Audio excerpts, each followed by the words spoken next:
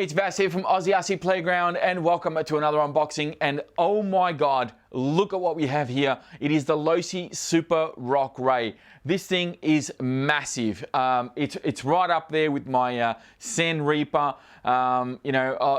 It's one of the biggest RCs that I've had here on the channel. And who knows, maybe in the future I'll have even bigger ones. You never know what the future holds.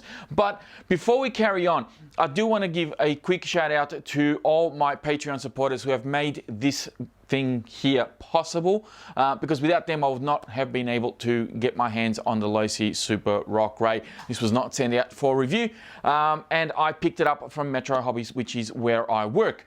So 1/6 scale, 8S capable, solid rear axle, independent front suspension. It looks like an absolute beast. LEDs already pre-installed. Yes, it did. It hurt a little because the box is big and heavy. Anyway, so we have, I'll move that in a minute because that thing weighs about a ton. I damn nearly need a forklift to move that thing around. It is massive. It comes in a white and it comes in the black, which is more like a gunmetal. And I had to get my hands on the black. I loved it. It's gorgeous. It's absolutely gorgeous. But getting through this as quickly as we can, we have a couple of tools. There's some here, like a couple, like a little multi-size spanner. We've got your 17mm hex wrench, which is good to taking the wheels on and off. What else we got in here? We have these little plugs, and for the life of me, I don't know what these plugs are for. If anyone knows, please leave a comment down below. I'll try to look it up on the instructions. I probably missed it, but I really don't know what these little plugs are for. Yeah, moving on. This is a little leaflet that talks about some of the attachments that you can put on the DX2E radio that this comes with. I suppose we could talk about this a little bit later on. I won't go into too much detail just now. We have a bind plug in case you need it. The car or the radio should come pre-bound to the car out of the box. But if you, by some reason, need to, you got a plug. This is something you don't see every day. 4 AA batteries for your radio. Big thumbs up there. Well done, Horizon and Losi. Now, these guys here took me a hot minute to try and figure out what these little plastic pieces were for. So it says that it's got 3 degrees on the back of the piece, and I'll give you guys a bit of a close-up of this. Now, when you look at the piece head on, you'll notice that it's kind of off-center. It's kind of like on a bit of an angle. So rather than the shaft kind of coming through here straight on, it's kind of tilted a little bit. And I think this is for the rear. So this is kind of designed to adjust your toe in your rear wheels because it's a solid rear axle. There's no real way of you being able to do that. And they've done it with these little guys.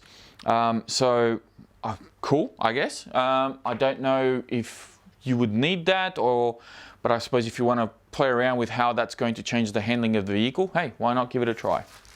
Now, we also have, I guess, a sticker sheet in here, heaps of Losi stickers. If you want to decorate the car a little bit more, maybe put the stickers on your toolbox, whatever it is you want to do.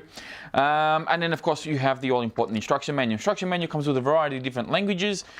There is some exploded views in the back, if I can get to it. There they are there. And there's also a parts list. If you know which part you're looking for, you know the part number or the name of the part, you can look all that up in here. There's also some pretty useful information about how to set the car up, what the whole thing about AVC is, how to tune that, all that sort of stuff is on there. For those of you who don't know what AVC is, it stands for Advanced Vehicle Control. It's basically a gyro that will have an influence in your steering and your throttle if you've got it all the way turned up. And on the radio, which is this little knob here, which is traditionally a dual rate knob, that actually says AVC on it, and you can turn that all the way down. So if you want to drive the car like you would any other car without the AVC receiver on there, turn that all the way down and away you go. If you want to have a little bit of an influence or see how it performs with that to avoid spinning out or losing control around corners and things like that, you can tweak it and move that up. So it's a cool little feature. I think a lot of the times it's wasted on 4-wheel drive vehicles, but this being a solid rear axle, it does handle quite differently and can be tricky to control if you're not used to it. So I think AVC might actually come in handy here, at least for those of you who don't know like how to handle a car this powerful, and with this sort of setup. Man, this thing's massive. I can't wait to drive this. It's going to be so much fun. All right, so the DX2E. This is an awesome radio. I've got the older version of this radio here as well, which doesn't have as many switches and obviously doesn't have the little door on top here to attach those extra accessories. The extra accessories essentially, are a, hey, stay there, are kind of like a little speedometer, okay, yep. So that goes on there. And then you've got also a clip that can hold your phone, your smartphone, and you can have all sorts of data on there kind of showing up and so forth. But this is an accessory that's required with, I think, some other stuff. Anyway, information's in here. I'm not going to be playing around with that too much. I'm just going to use the radio as it is. So you have throttle trim, steering trim as per usual, on and off switch down the back here. We have a bind button, reverse switches. There's a couple of other switches on top here which I'm unfamiliar what these do. So that'll be interesting to play around with and see what that's like. The plastic wheel. Not a fan of this plastic wheel. I really wish Spectrum would sort of put a bit of foam around here and kind of reduce the size of the wheel a little bit. I think it would be a much nicer feel. The handle is not terrible. I think I could be wrong, but I think it feels a little bit chunkier than the STX2 handle, or it could just be my imagination. But yeah, I like the features of the radio. I don't think it's going to be terrible. This is the radio that I honestly wish the Armour vehicles would come with, and I don't see why it couldn't come with this radio, because at least with the receiver that's included in here, which is an AVC receiver, it's a DSMR receiver, I believe, and I'll be able to use my DX5C with it if I want. So if I'm using this radio and I'm not really enjoying my time with it, I've got another radio that I can bind to the receiver, and I don't have to buy another receiver. That's the beauty of it. Now I'm going to do my best to bring this up to the camera. If I pass out, it's okay. Oh boy, here we go. Yep. So this thing is heavy. It is a big beast. Definitely a big beast. One really cool feature with this is like this is actually rubber, so that's really cool. I like that. You got mirrors here with actually have like reflective piece of film on there, an actual spare tire, big beefy solid rear axle on there, and then of course you have the aluminium chassis, and the battery loads from underneath as well. And then I have to put that down and take a rest. Sorry, just hold on one sec. Okay, so this has massive beefy front arms. They're not solid, but they're covered, like underneath it's all solid, and then they got like a little cover on top as well. The shock shafts look to be about 5 millimeters thick, so like this is all serious stuff. This is a pretty heavy duty car. The shocks are all aluminium. They're threaded body chocks as well. The drive shafts surprisingly are plastic. They're telescopic plastic drive shafts, but they have a little bit of aluminium where the knuckles are as well, so that beefs them up a little bit, and there's less likely for things to kind of break out of there, so that'll be okay. You have adjustable links on the front here to adjust your camber. You have some make-believe rotors and calipers on the inside of the wheel, which I think is really cool. That's a nice little scale touch, I think. You have these kind of like fake reservoirs for the shocks. These are actually fake. So they kind of pop into the top of the shock, but they don't, there's no oil here. There's no, it's not pressurized or anything like that. So we have a massive LED, well, not massive, we have an LED bar on the front here. Now this LED bar, I kind of wish they had designed this with a little bit of a bumper around it just to protect the LEDs, because essentially that's the bumper. If you have a nose-end landing on something, they're the first thing that are going to break. So it would have been nice if they had like a little housing around here just to protect those LEDs. They could have done this a little bit differently, I think. That's one bit of criticism that I'm going to say straight out. I think that would have been a bit nicer. I know it looks really cool, it's clean, but you are compromising durability for the look, and I think they need to strike a balance there, I think. On top you have this massive LED light bar as well, so you can drive this at night, early in the morning, whatever. Kind of cool that they've done that. as we keep going through, as I said, we got this like rubberized net on the windows, which is really cool. We got the scale mirrors. We've got some fakey little scale fire extinguishers, which is, you know, all these scale accessories, very, very cool looking. We got the tire. We get LED light bar on the rear as well. And then we sort of come down to the business end of this guy, which is surprisingly at the rear. So we have these gigantic links that come from the main chassis, or rather from, yeah, I suppose from the inside of the truck here, all the way to the solid rear axle on the back. Again, we've got the fake calipers and rotors inside the wheels. The trailing arms are absolutely mammoth, like they are so thick.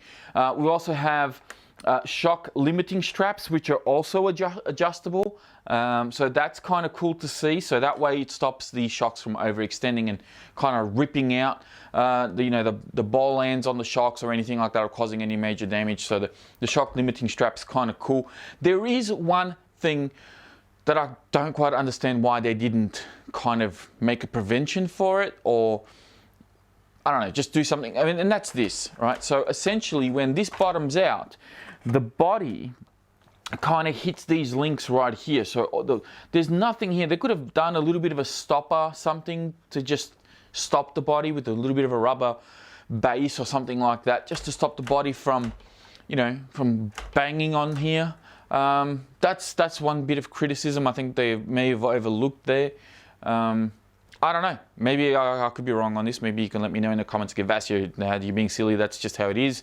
Don't worry about it. Nothing bad happens out of that. Okay, if that's the case. So as we flip this guy upside down, you can sort of see the chassis. It's a beautiful chassis too, by the way. Here is where we load our battery trays from. And there are some EC5 connectors kind of mounted to the actual plate of the car, and that's going to be really interesting for me because I use XT150s. Behave yourself. I use XT150s on my batteries and all of my 1/8 scale cars, and obviously I'm going to be using XT150s here as well. And I kind of need to work out how am I going to do this. Now you can remove these plugs. It looks as though they're just sort of mounted in there, and going by the pictures that I saw in the instruction manual, you can take them out. So that's not so much of an issue. It's more just having the wires kind of dangling there. How do I set it up? What am I going to do? Do I have enough length in the wires to do that? All of these questions will be answered after I've done filming. Yeah, I mean, massive thick drive shaft on here as well, and it says warning hot, so I'm assuming that there's a bit of friction with this drive shaft and it is actually going to generate some heat. Now, as I said, these knuckles are all aluminium, so they should hold on pretty well. And then to get access to your battery, you basically lift up this tab and then you can pull out the actual tray itself, which is basically padded as well on the inside. So that's all aluminium. There is a huge block of foam in here, just to, I guess, pad some batteries if you're using slightly thinner batteries, different size batteries. I was able to fit 2 Genze's 4S hard case batteries in here. So the hard case ones will fit in here. There is a massive hole here. You can see it. Oh, you see my little finger poking out there. There is a hole there for the wires to come out and obviously plug into the connectors. Again, that's going to be something that I need to work out on my own because I use different connectors. Maybe I'll just use an adapter. Maybe that would be the easiest way to do it. I don't know how I'm going to go about doing this one. So yeah, there's the cavity for the battery. I mean, there's enough in there to like hide a small baby. Yeah, it's huge. It is massive. So I lengthwise is probably going to be your biggest restriction, but height-wise and width-wise, I think for the most part, most people will be okay. So yeah, putting that guy back there, popping this battery tray back in here, and that should just clip into place. There we go, like that. Now this here, I think, is access to your motor. So, because right there is the motor. The motor is massive, by the way, pretty big size motor, but that's pretty much everything that I can tell you. Other than that, suspension wise, it feels pretty good. Certainly doesn't feel springy or over dampened or anything like that. I'm pretty happy with the suspension setup. Tires are going to be an interesting one. because these tires, I don't think are going to do very well on the BMX track. I've actually got another set of tires here that I'm going to be installing on this guy, which I think are going to do a much better job over at the track. But this car isn't so, I didn't get this to take it to the BMX track as such. I took this or bought this car because I wanted to take it out onto some beaches nearby, some sand dunes or something like that, and kind of use it for what it was really intended to be used for. So that's my application. Some people like to get muddy with it. I've seen some people running these things in the snow. You know, they use them pretty much like they use any other car. This is not a jumper. I'm not going to jump this thing very high, so don't expect me to send it, because I'm not going to send it. It's a very heavy car. The wheels, I don't think, will have enough centrifugal force to really control the car in the air as you would with a monster truck. That's my theory, because based on the size of the tires and the weight of the car, you know, it just doesn't feel like I'm going to have a lot of control in the air. So I'm not going to really send this thing like I do most of my other cars. Plus, solid rear axle cars like this have shown to me in the past that when you launch it off a jump, you end up having like a donkey kick. So, you know, they'll throw the arse end up and you're forever kind of going to land nose first. So it's almost as if when you take the jump, you have to have that throttle pinned. I've learned that running the Thunder Tiger Jackal and even my friend Paul's Axial Yeti, we also encountered that exact same problem. So I've seen it on video. I've seen other people have this problem with these solid rear axle trucks. You just need to be mindful that the arse end is going to kick up off a jump a lot of the time. Not every time, but a lot of the time it will do that. So there we go.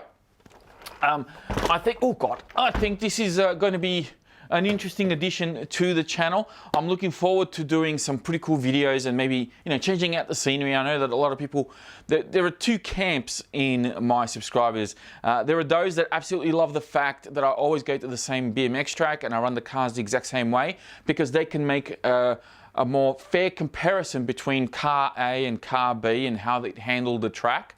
So, and that's the way I tend to see it. Running it there gives you a sense of, okay, I remember running, you know, this car and it did this, and now you're running this car and it's having trouble or it's running better. So it's a fair comparison. But then there are other people that when they watch my videos, it's like, man, you're here again. Like, it's always the same thing, you know, change it up, go somewhere else. Well, this is a perfect opportunity for me to go somewhere else, and I intend to. And I have a couple of ideas. I have a couple of places that I really want to take this to. I may even include some GoPro footage, kind of make a little bit of a showpiece of this car, because I think, yeah, I don't have anything like this in my fleet. You know, other than the Jackal, which is a small sort of 10 scale, similar car to this. Something this big, something of this stature, of this brand as well, being Losi, is not something that I have, and I really wanted to get my hands on it. And again, I want to thank my Patreon supporters for making this possible. If you want to be a Patreon supporter, please be sure to check out the video description. I'll have links in there to that. But that is where I'm going to finish this unboxing. Thank you all very much for watching. If you enjoyed it, hey, be sure to give that thumbs up. Don't forget to subscribe if you're new. And as always, I'll check out, as always, I will be speaking to you all next time.